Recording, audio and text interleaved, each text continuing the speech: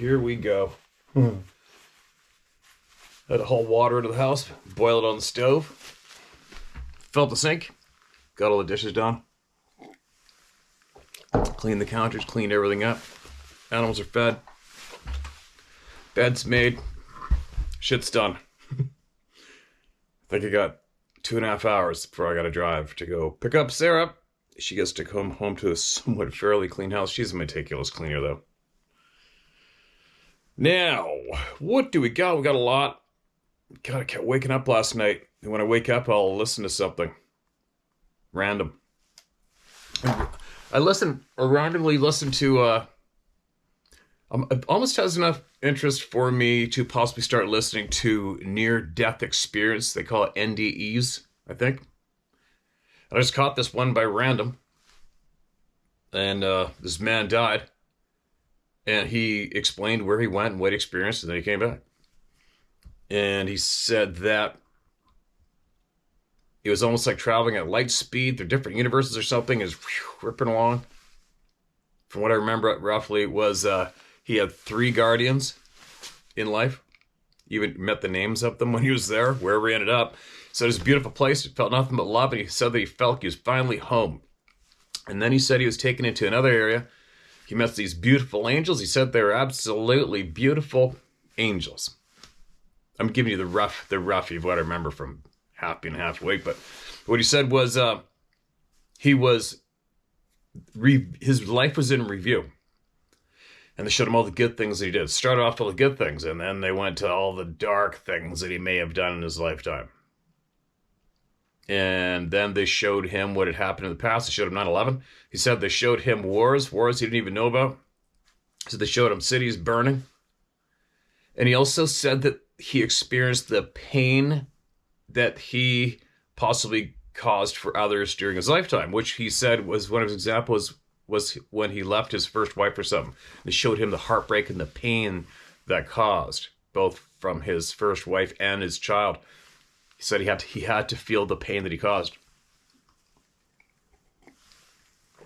Anyway, what I'm saying is, take from what you will, leave it, who knows. I think I would have to listen to a whole bunch of NDEs to look for the patterns, right? Because there's a few items in there that doesn't make sense to me. They said he needed to, we all have the choice. We need to smile and love more than not. What else was there? That there's always going to be negative and positive forces in the universe, and they work against each other.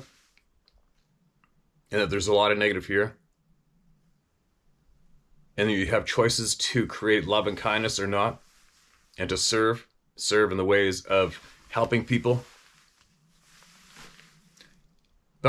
And to pass that message on. But I'm wondering, if this place is all full of love and bright light and love, why send people back? Why even have this place? Do you know what I mean? But I guess he said it was a part of spiritual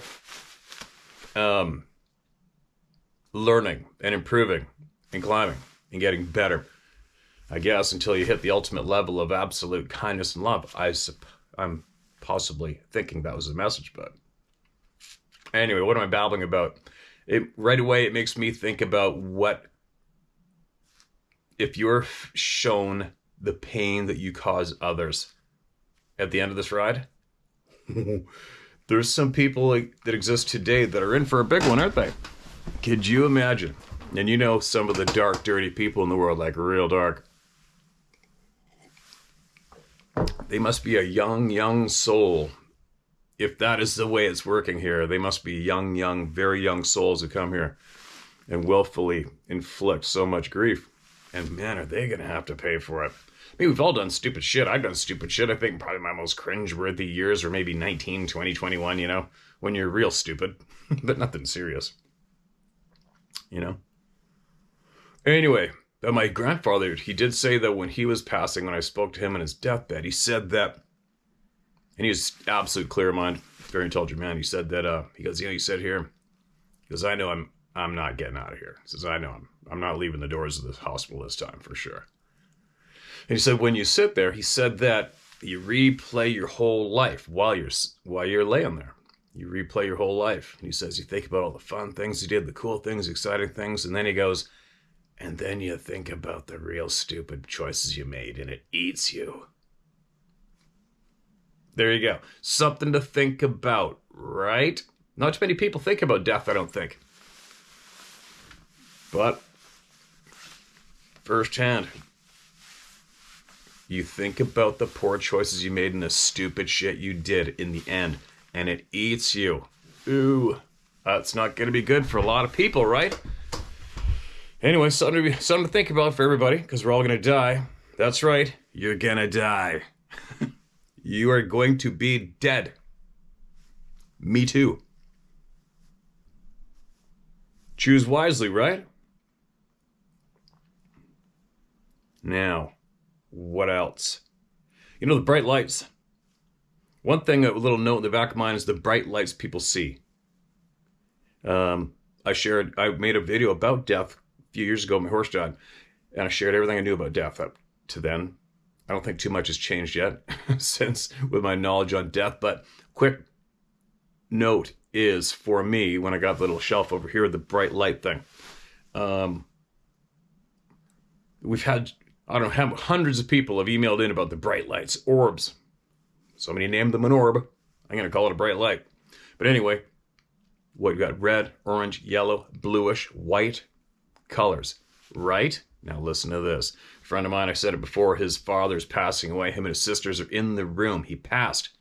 He said, all of a sudden they smelled in the hospital distinct pipe smoke. His father's brother smoked a pipe, and he had already passed, and he figured he came to get him. But they all smelled pipe smoke in the room, and then his sister said, look. And looked up in the corner of the room. It was a red-ish, blue-ish, and yellowish balls of light in the corner of the room. He got a picture at his iPhone, and he showed it to me.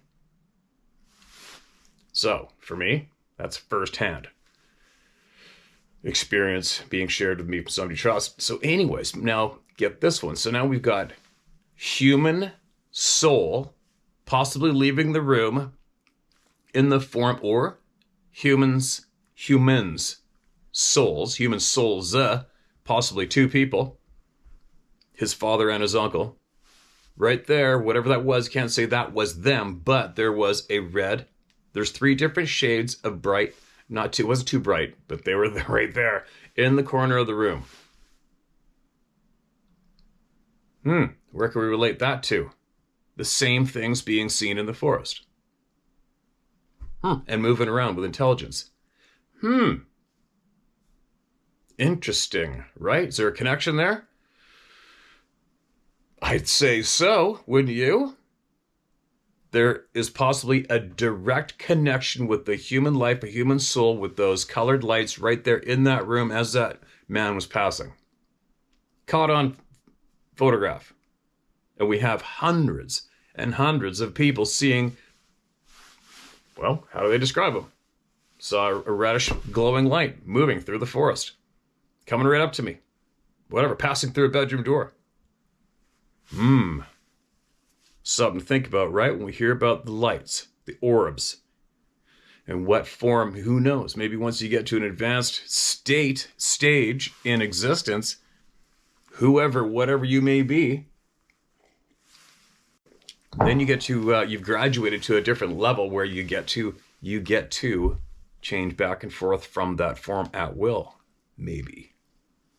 It's quite a bit for our brains to take in, isn't it? Anyway, there you go. There's my opening rant-a-roo. Now, what else do we got? Here we go. Fresh off the press. This is titled Stealth Fishing. Hi, Steve. Find attached sketch. Hoping you and yours are well. I've contacted you before, but I've never given my location as it tends to discredit my witness reports. There appears some subtle differences in the behavior of these creatures depending on the continent and even within countries. So, in the interests of getting near the truth, I am in the UK, a very wild part of the UK. I'd like to share this encounter, which is just one event from a childhood in close contact with a group. It's important to share, as it sheds some light on just how stealthy they can be. It took me a while to realize what had occurred. At the time, I just thought I'd lost a couple of fish. The line was broke as if a strain above the breaking strain of the line had been applied to it. So, no chafing or snags were involved. It was a place I'd fished many times. In hindsight, just after a fish was taken off of the line, I could hear a faint sound from the other bank, and at the time I thought it might be a bank vole chewing something. But now I realize it was my fish being eaten. Another piece of evidence was on an occasion after this event. I believe the young booger had been hiding on the opposite bank after my brother joined me, and also as it was going dark, I noticed on the other side of the bank in the grass 2 orange/red lights. Random coincidence, right again. And as I stared at those lights, at first I thought it must be something mechanical.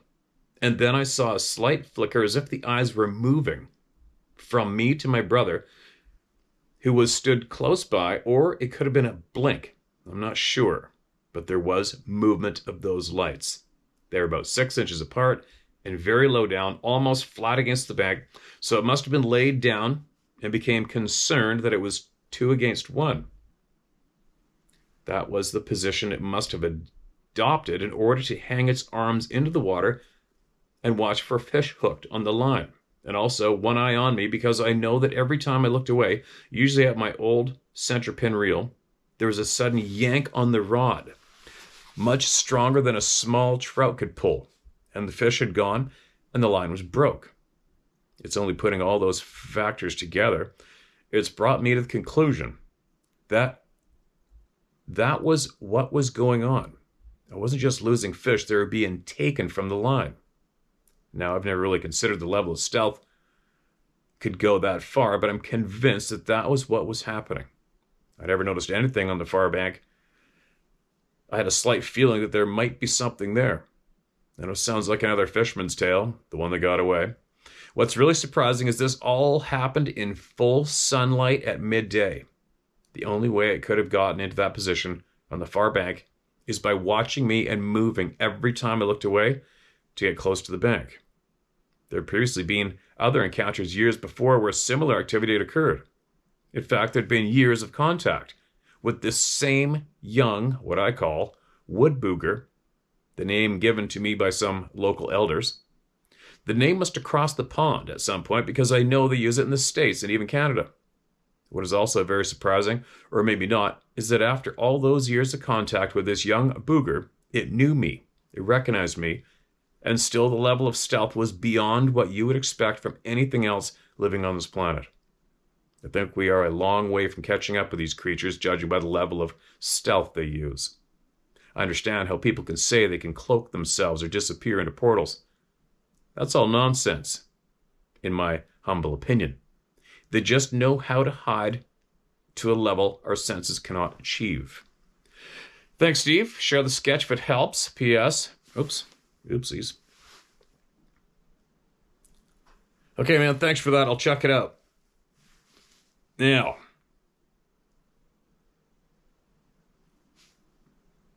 here's the sketch. It's a little hard to see, but if you look to the left, he has sketched in a fairly concealed, somewhat possible being, maybe possibly grabbing his line and grabbing that fish.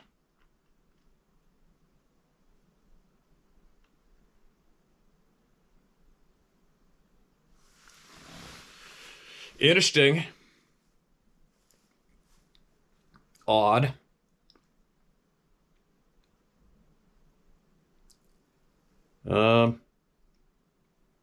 I understand how people can say they cloak themselves or disappear into portals. That's all nonsense in my humble opinion. All right, teach their own, take from we will leave it. But, I mean, the thing is, though, what about the patterns of the literally hundreds of people who have seen them, quote, disappear? Right? Scream at you with no cover around you and there's nothing around you. Spit on the back of your neck in a tree stand, spin around, nothing's there. Footprints ending in the snow, vanishing So just stop. End in sand, end in mud. All right? So, how do you explain that? Just having a conversation with you. If you say that's nonsense, it's a strong statement, considering the amount of the absolute patterns of hundreds, maybe even thousands of human beings around the globe, not connected in any way, coming up with the exact same experience and sight. Right? Anyway, there you go. Appreciate you sending that in, man. Do I believe in portals and that they can cloak? For me, 100% I accept that as fact for myself. But that's my puzzle. That's my ride. Right? Excuse me. This is titled Youngster Encounter. Well, my friend, my story is a bit different than the ones you've read. I was camping at a place called Eceti, Eceti, near Trout Lake in Washington State at the base of Mount Adams. Each morning at sunrise, I went to the prayer circle in the meadow to meditate. On the second morning, I heard unusual sounds, then a strong smell of pine, stronger than the spruce trees on the edge of the meadow. Then out from behind a small spruce sapling stepped a 4-foot-tall, handsome youngster Sasquatch with long brown hair with red hair on the top. Early June 2021. Was very friendly and communicated telepathically. They come in and out of portals. Random. They come in and out of portals, which is why they disappear quickly. They love pine and apples, have a playful side, usually only connect with kind-hearted spiritual people. That is their nature. When someone becomes hostile, they put them in their place before disappearing, mirroring them, if you understand that. Once we all become awake and on a higher frequency level, we will see all over our galactic families. We all have the same maker. Much love, Patricia Beer, Middle Tennessee. There you go, Patricia. Appreciate that. That's quite the experience.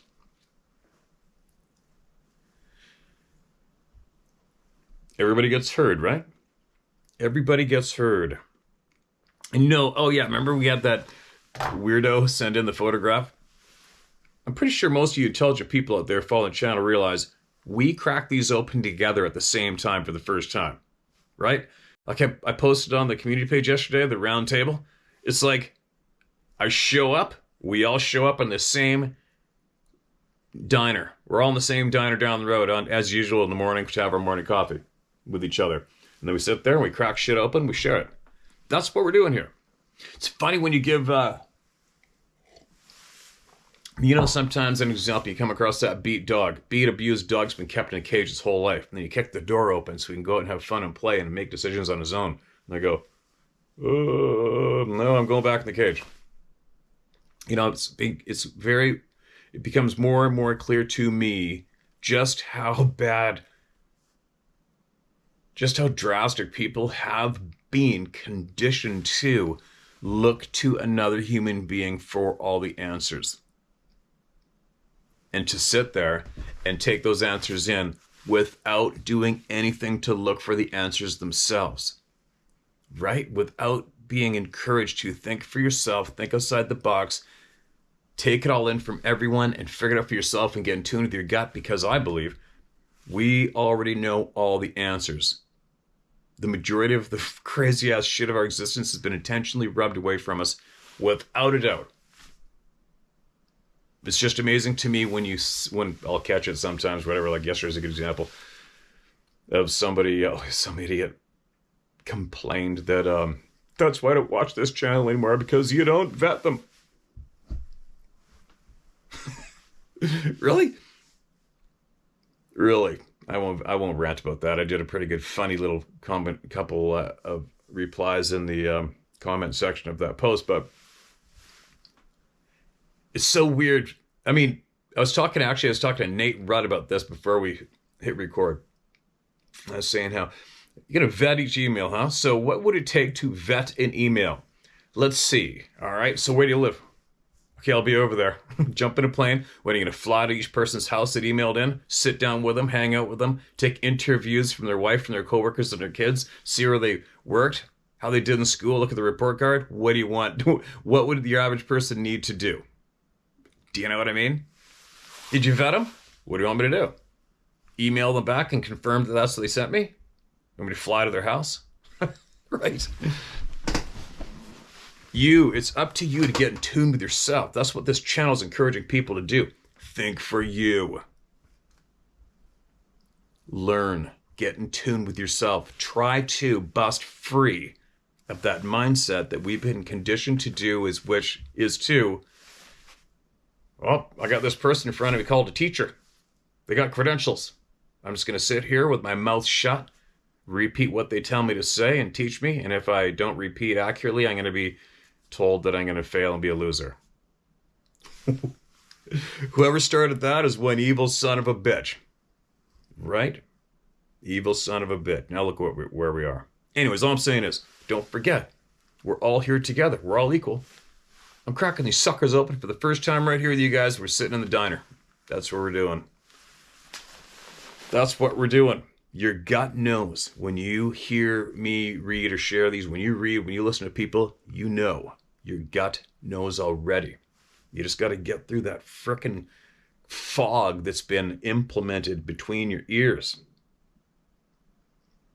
And stop being scared to speak openly and honestly. Okay, I'm rambling. Okay, that's red. Titled. No, I'm going to title this as red first. First email was sent by mistake. Wasn't finished yet. All right. Hi, my name is Alan, and you can share it. My dad, Bob, who passed away a while back, he and I met up with Dr. John Bendernagel back in Courtenay in the early 2007s. We were in the doctor's house looking around at all his footprints, castings, and other evidence, and John asked if my dad was a believer, and my dad said yes. I've seen them in a couple of times in my life. Okay, we read this, but if you just set this again, there must be some more added on. John asked if he could take my dad's statements, times and places. My dad's first time was in the area of Boston Bar in the early 1950. He was in his early 20s. He and his brother Lawrence and a friend Rudy were gold panning at one of the rivers in the area.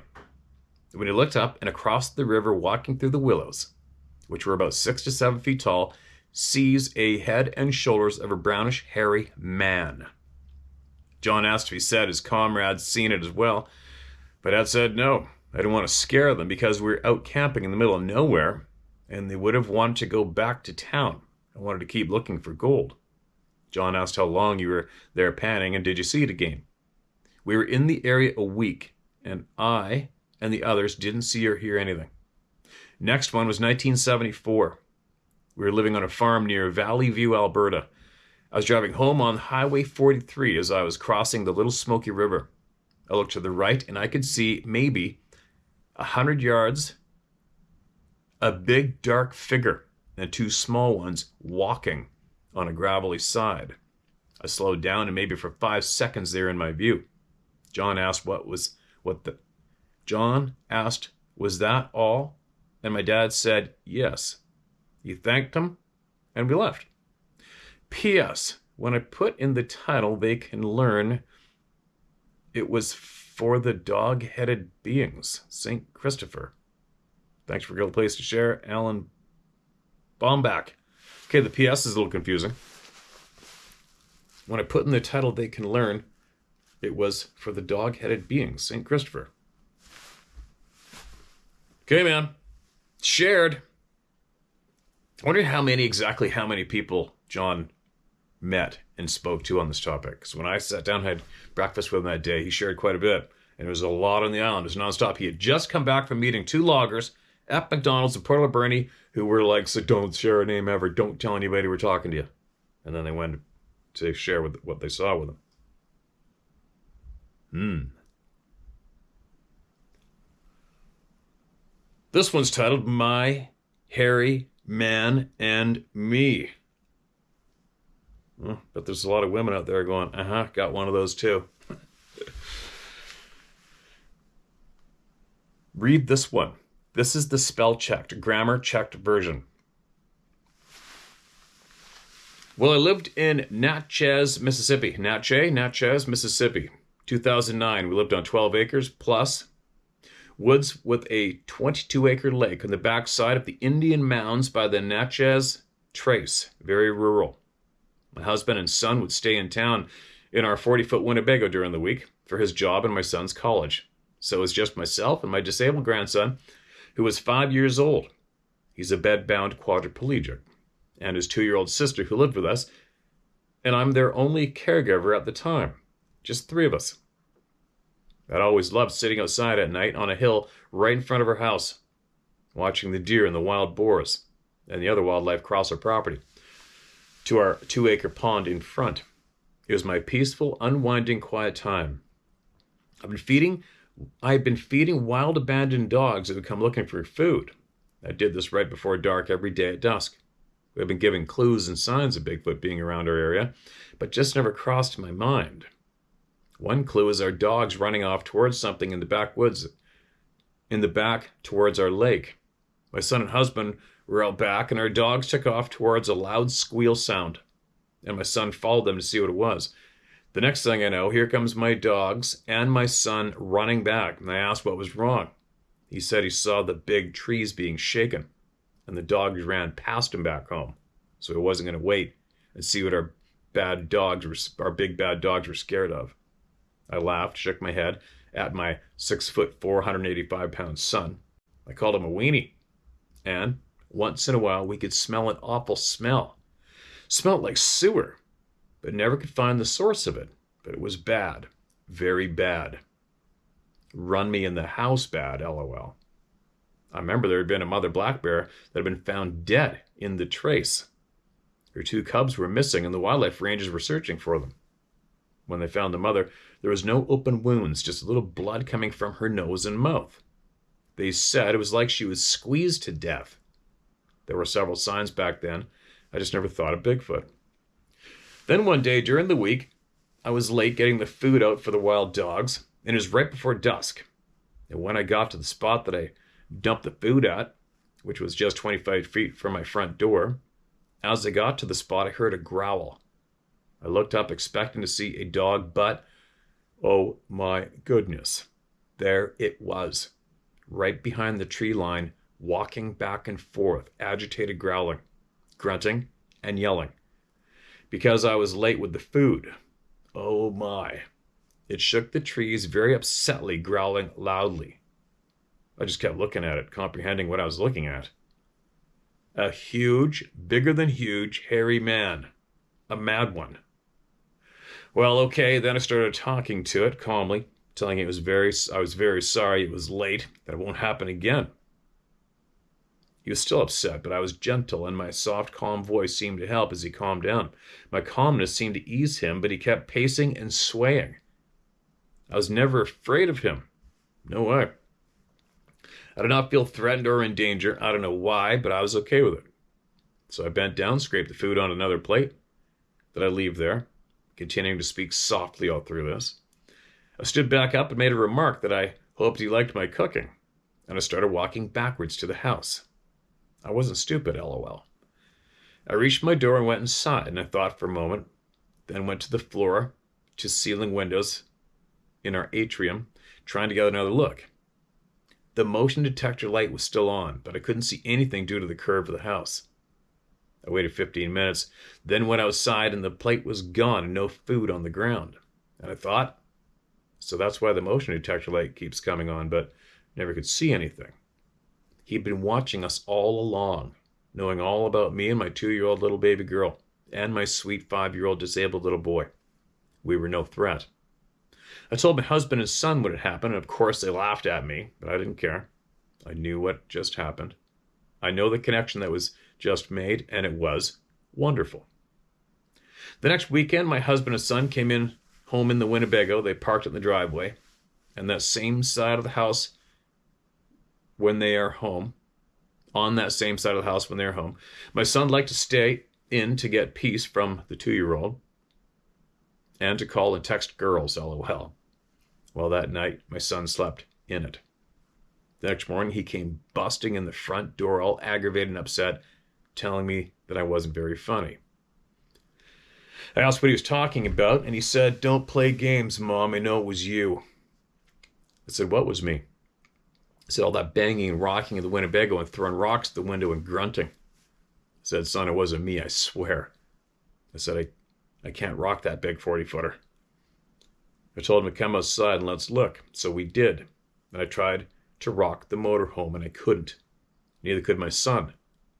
We looked at the dents, and I said, "Tell me what happened." And he did. He told me how scared he was, how the growling and the hitting on the sides of the walls freaked him out. Then the pebbles hitting the window that he was sitting at. He said it was like he turned his head to look out the window that he was sitting at into the dark. It felt like something was right there looking back at him. Then he turned off the lights and laid on the floor, scared to death. He crawled to lock the door. He ended up sleeping there, right there on the floor. I swore to him that it was not me, but I had no idea what it was. My son knew what I was talking about, but still would not leave it. A few days later, our 2 dogs disappeared. I kept calling for them, but nothing. Eventually, the next day, I saw the female across the road at the abandoned house property, running back and forth from something. Then I saw what she kept running back to, our male dog crawling home. She stayed by his side, never leaving him, encouraging him along, waiting for him to make his small moves forward to home. We ran to him, and my husband picked him up and carried him home. We took him to the vet. She said she couldn't find any cuts or damage, but it looked like he was squeezed. Oh my goodness, I thought. Just like the mama bear. Well, he passed away a few days later. Well, I started thinking of all the things that had happened around here. The smells, the dogs frightened and running home, the movements of the huge trees, the mama bear being squeezed, and the 2 missing cubs, my son's experience and mine, etc. I realized that we had never had anything stolen or missing, no break-ins, no threats to me or the children. And we played outside a lot. Only towards my husband and son when they were home on the weekends. He protected us, a woman, a small 2-year-old little baby girl, and a 5-year-old sweet disabled little boy. We were alone in the woods. We moved away after that due to my husband being transferred, and I've always wondered about him, my hairy man. One day I hope to go back and see if he's still there. One day. I've never kept quiet about my interaction with the hairy man, and I do not care what people think about it, him or me. I let them laugh as I'm shaking my head at their small, closed-minded idiocracy. Let them laugh. I had a special moment with hairy man that I will never hide, forget, or regret. My name is Teresa Renee Maury. Yarolam Fries Osborne. Holy, 1, 2, 3, 4, 5, 6 names. I wanted to include all of my names so that everyone will know that I am happy and proud to have met them. Share it all.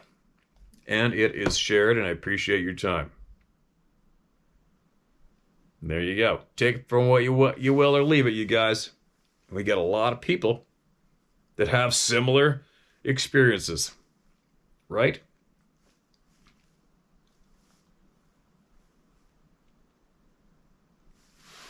Appreciate your time. If you go back there and learn any more, let us hear about it. If you talk to anybody else seen similar, we want to hear about it. This next one is titled Willamar/Forbush Lake, Vancouver Island. Never heard of him. I want to share an experience my buddy and I had for the last 2 nights.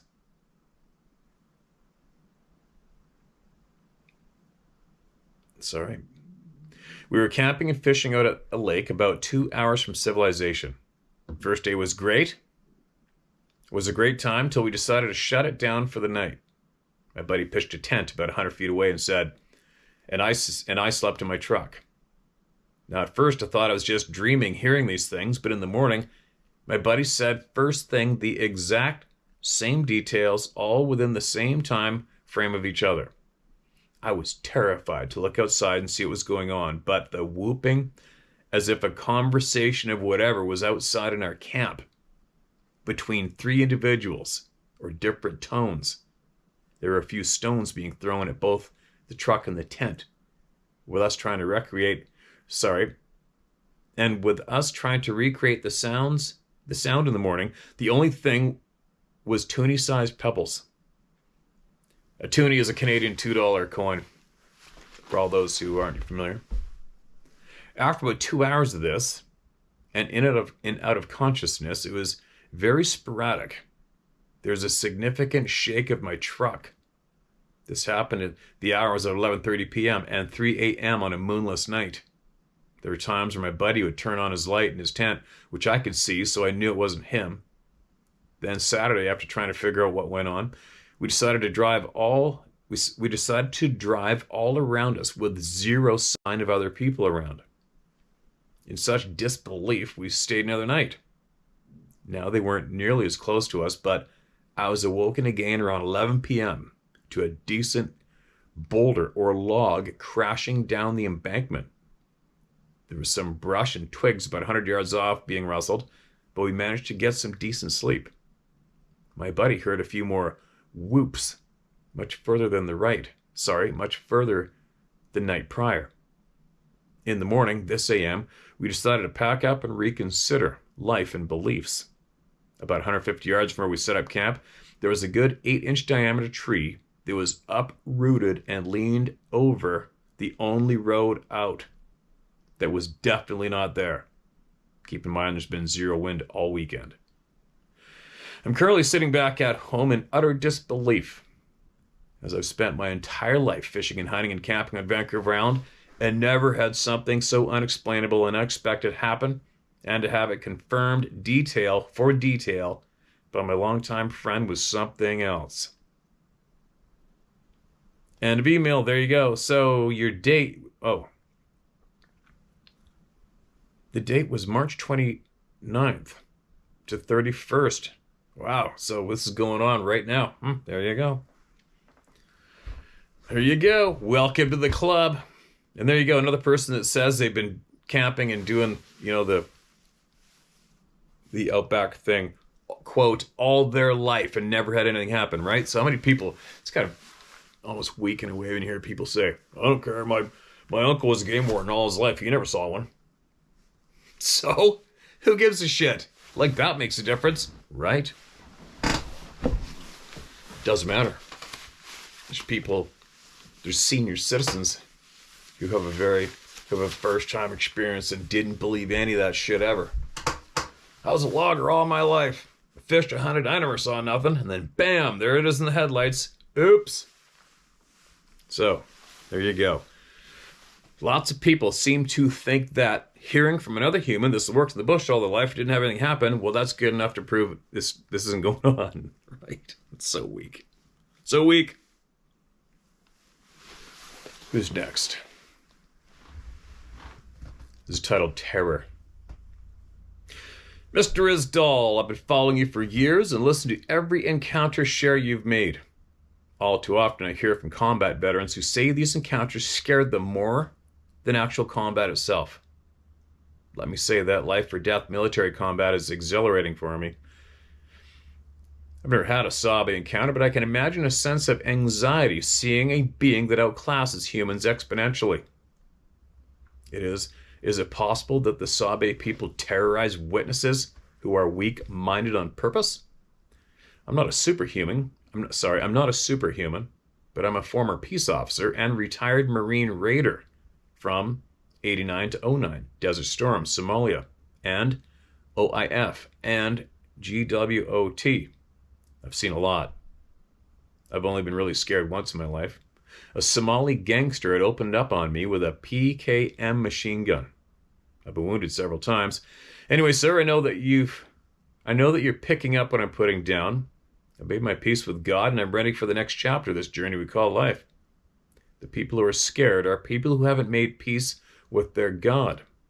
I'm with you on this ride not being the end. I'm actually looking forward to seeing what's next.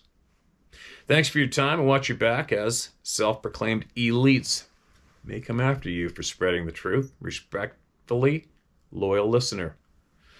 Yeah, I can relate. Can relate to what you're saying. I remember when I was told I was gonna be dead, I was actually kind of stoked. after I accepted it, I'm like, all right, this is gonna be a crazy experience. I'm dying. I'm going to be dead tomorrow. Great, this is going to be wild. Wonder where I'm going. And that's my honest reaction when it was coming down to the pinch. There was no crying or sobbing or trying to make a deal. Ow. What's this one? One more. I think I don't even know how long I've been sitting here. It's funny, I don't ever time anything. I don't have a timer or an alarm. But it's funny how your internal clock basically shuts her down after about an hour, within the minute or two. Isn't that funny? I don't know how long I've been sitting here. This is titled A Watcher Rings In. A long story, Steve. I'll try to make this a short intro to me. My name is unimportant. Just call me Trigger. So sit back and I'll tell you of my father, both Navy and Marine in World War II, and wound up a general's aide, working for Ike for the most of his life before the accident. He worked high security at many projects for the government, many nuclear facilities. He told a lot of stories when he was drunk, not a violent one. One day he told me of a secret meeting, word for word what he did. I just thought, well, he's off his rocker. But I was a kid. I didn't find out ever who he was truly. He never lied to me. Second youngest of 13 kids. Holy shit. 13. 7 fosters, 2 guardians. Big as it can get now. November of 1967. I do not know the time. Knock at the front door. It was our game warden. Needed to talk to Dad alone, so we were sent to bed. Draft heat through the floor and we kids positioned around the hole in the floor. Word for word. A group treed the 2 children on the local golf course. What? Shot them. A male and a female. The mother was wounded. Keep the kids inside. Very big and wounded. Let me read that again. It was our game warden. He needed to talk to Dad alone. So we were sent to bed. Draft heat through the floor. And we kids positioned around the hole in the floor. Word for word. There's no quotes, so I'm guessing this is the quote part. A group treed the 2 children on the local golf course, shot them. A male and a female. The mother was wounded. I'm guessing this is a Sasquatch. Keep the kids inside. Very big and wounded. She hid down on the swamp. The next day, very big truck and big guys and big guns. After a few minutes, all hell broke loose. 2 men wounded. Game warden said she took 15 shots. They drug her out, covered, but it still looked a lot. It took a lot of them to lift her. So I went home and asked about them. No lies, no BS. This is what he said. Son, you are a gifted one, so I will tell you how it is. They hide around us. Just out of time, coming in and out just as we go through a door. Can avoid us because they can move through time. So they aren't here in one spot all the time. They can pick a time when no one is there and only get mad when that is not possible. They produce a scent that makes us very afraid. That is why we see tracks that go away. Also in the field, you lose all perspective of time. It slows or speeds up till it is clear for them. That is what they are wanted for, because of what's coming. Well, bye for now. I don't care if you read this. I have much more, a lot more. No BS. I've known about them for 62 years. Have seen many and have mind speak talent. A gift from those before me. The Watcher. P.S. I'll be watching. Trigger. That's quite the frickin' share. Maybe even considered a tease. Who knows? This is legit. As we all sit around the same table, we all listening to this for the first time with each other. Maybe, possibly, if you were motivated to send that to us, why not send more? Why not share everything you got? I'd appreciate it if you would. I want to hear. I want to hear what you have learned.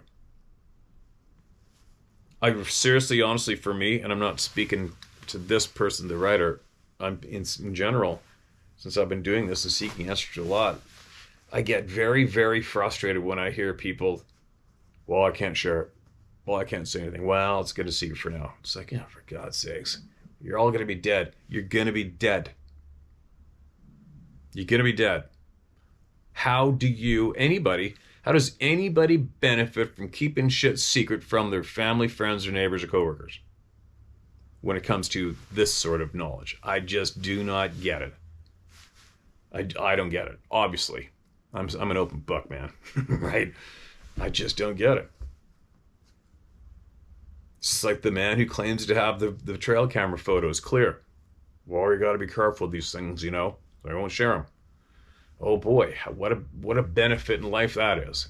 Getting clear photographs of some beings that are being seen from tens of thousands of people around the globe, and, well, I better not share it. Shut up. Quit being stupid. That's stupid. That's dumb. Right? You're all going to be dead. Somebody here might be dead tomorrow. I might be dead this afternoon. I don't know. I'll guarantee you I'm not going to die with secrets. Well, except for those people I respect that shared shit with me and asked me not to say. What do you do? Right? I'll die.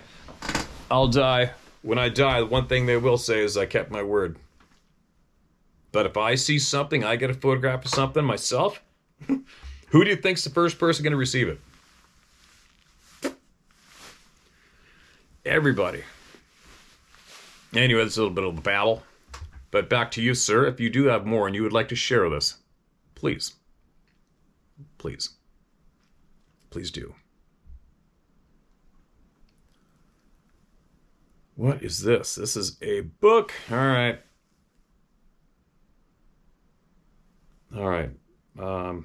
Can't read that one right now. It's too late. Is there anything short here? All right.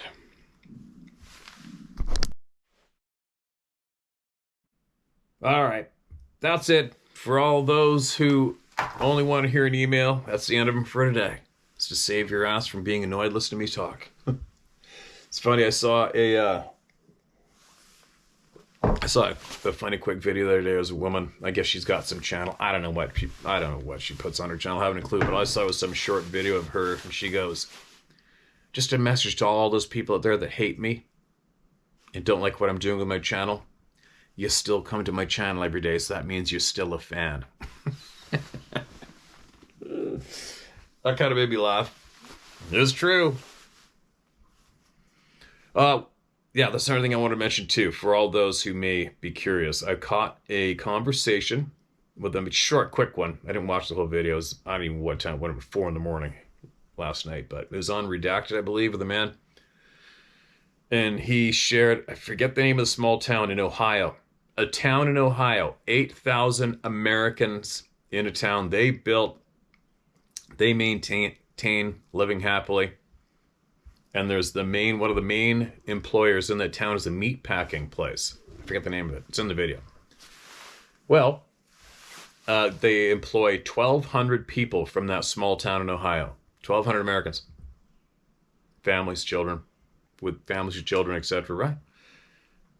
They just fired all 1,200 people and replaced them with immigrants. Huh? That's not saying shit against immigrants.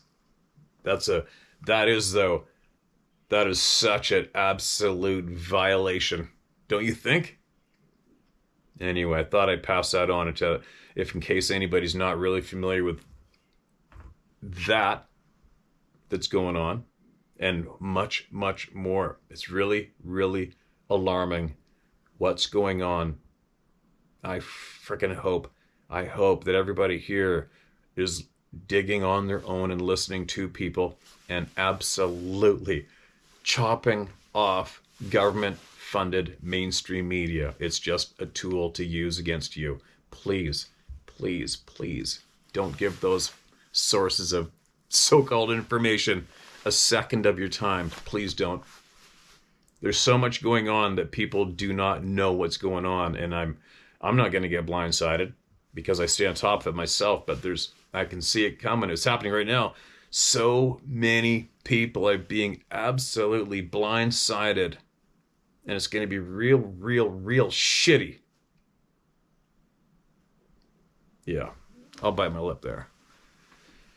Anyway, I'll drop little tidbits like that of little items that I hear about, and if it interests you, you can go look into it yourself. And I believe this man had a very important conversation with the man on Redacted. Gosh, I'm listening to this shit at 3 in the morning, 4 in the morning, even 5:30 in the morning as I'm waking up, and then want to go back to sleep because it helps put me to sleep. But if I'm going to be awake, I'm going to take in knowledge, which I do.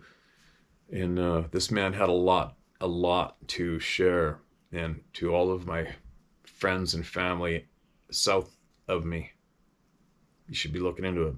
I don't envy what's going on down there, but we got our own fair dog shit going on here too. It's pretty bad. Pretty bad. What's coming? What's coming? What's to do? How's it going to be right? What's going to make it right? If what they say is God, if it's true, is God going to have enough and clean this frickin' place up again? Maybe, possibly. Who knows? I don't know. Anyway, I got to stop babbling. I got to get ripping. Now I guess I better make myself clean. Put on some clean clothes and go get the boss. Share my story at howtohunt.com. That's the email. That's the email. For the numerous people that are going to be saying out loud, how do you email them? Where is the email? I just shared it. Share my story, one word, at howtohunt.com. Get that knowledge flowing. I don't even give a shit what it's about anymore. I need everybody to think for themselves, speak openly, don't be scared of anybody, and get that valuable knowledge shared, all right? Just do it. Who do we have? Do we have somebody, was it yesterday? Said something about knowing too much, knowing a lot. And why am I hearing voices out there?